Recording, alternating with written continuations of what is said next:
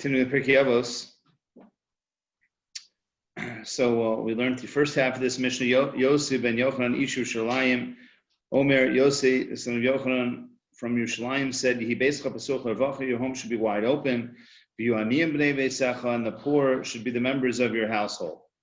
So this we have discussed. Now, the next part of the Mishnah, number one, does not seem to flow with the first half. It seems to be an independent idea, but perhaps we will try to connect it. Number two, it's a very delicate Mishnah, and one which has been, shall we say, subject of controversy and trouble. So it needs to be addressed with proper understanding and reverence for what it means. The Mishnah says, "V'altar b'sicha ma'isha." You should not speak increasingly with a woman. B'ishto amru, and this refers even to one's wife. Kavachomer be'eshes chavero. How much more so with someone else's wife? Mikan amru chachamim. From here, the chachamim said, "Kol hamar b'sicha im ha'isha." Anyone who speaks excessively with a woman, gorem ra liatzmo. So he brings evil upon himself. Uboto midibri Torah, and it causes him to neglect Torah study. The sofa yorish gehenim, in the end, he will inherit gehenim. He'll suffer in purgatory. So we can understand the nature of the controversy here. This can easily be misunderstood, misinterpreted, misconstrued as, women are bad and they stay away from them. They're evil. Women are evil. So that is certainly not the case, and we will show from the Mishnah that the exact opposite is the proper understanding. We'll try to understand that tonight. First, let's deal with the flow of the Mishnah. The first half is talking about taking care of the aniyim, the poor people. Your house should be wide open. The poor should be the members of your house. It doesn't seem to flow with the second half of the Mishnah of not speaking too much with one's wife. So there is an explanation which connects these two parts of the Mishnah. We find that Chazal, our sages, teach us that we have to be very, very sensitive to women when it comes to bringing unexpected guests. Understandably so. That is where this is their territory. This is they have that sense of responsibility of making sure that that the food is put out on the table, taking care of their families, and to just bring someone in, is can make her look bad, make her feel inadequate. Something that one needs to be very sensitive to, and coming from a very good place where women are trying to do the best for their family, and they may not always, have advance warning, and they get thrown curveballs. So, and there's a lot of work involved, and trying to give the best for the needs of their children and their families. So, the Gemara says that they may have hesitation when it comes to guests, that they may not be as open to the idea, especially if they're unexpected, especially so there. We even find by Sarah Imenu, as hospitable as she was, of course she was together as a team with Abraham doing Hachnasas Orchen, but a lot falls on the woman to do that work. It's easy to invite, it's harder to cook for it, harder to clean for it, harder to to do whatever else is involved.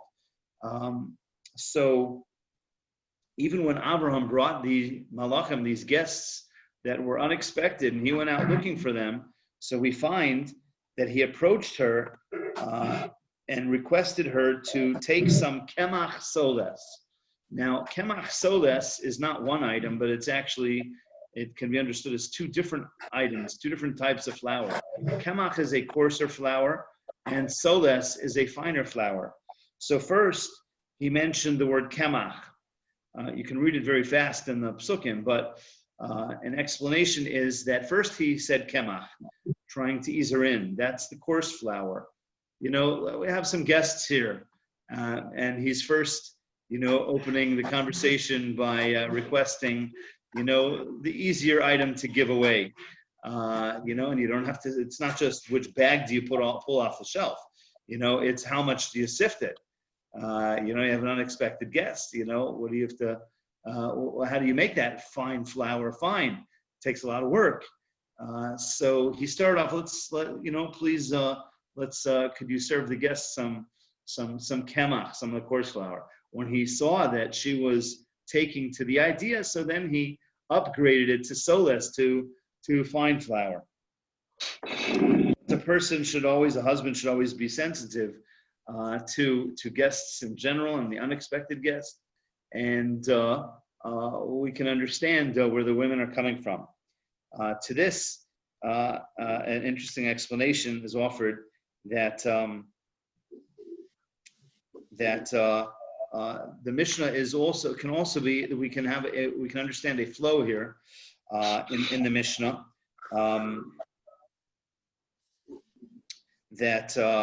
One second here. So let's explain a couple of ideas to give a flow to the Mishnah. One idea could be, so the Mishnah starts about opening your home to guests, to the poor. Don't speak too much to your wife. What does that mean? It relates to why that may be cause to not invite guests. You might want to spend, he might want to spend time with her. She wants to spend time with him. They want to talk. They had a hard day. They want to share their lives. And having a guest is, a fifth wheel at the meal. So that can interrupt their privacy. So the Mishnah is saying, don't talk so much. Save it for later. You'll forgo the conversation with your wife now and have the guests. This is one idea. Another interesting explanation is that the Mishnah may be offering some practical advice. Very interesting and very delicate here. If it should be that he brings home the guest, somebody wandering in shul has no place, and he has a heart, and he brings him home, and she's aghast. What happened over here? I don't have enough food. What's going to be? You can't serve Rice Krispies at the Fleshik meal.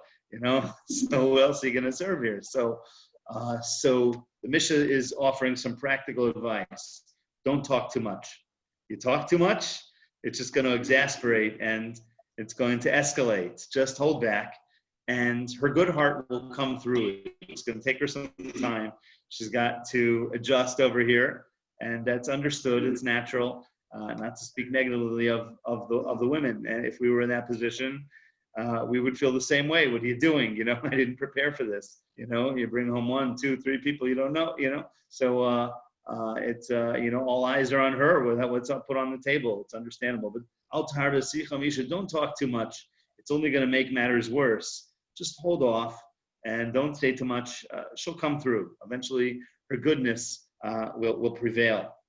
Okay, now let's continue to talk about the.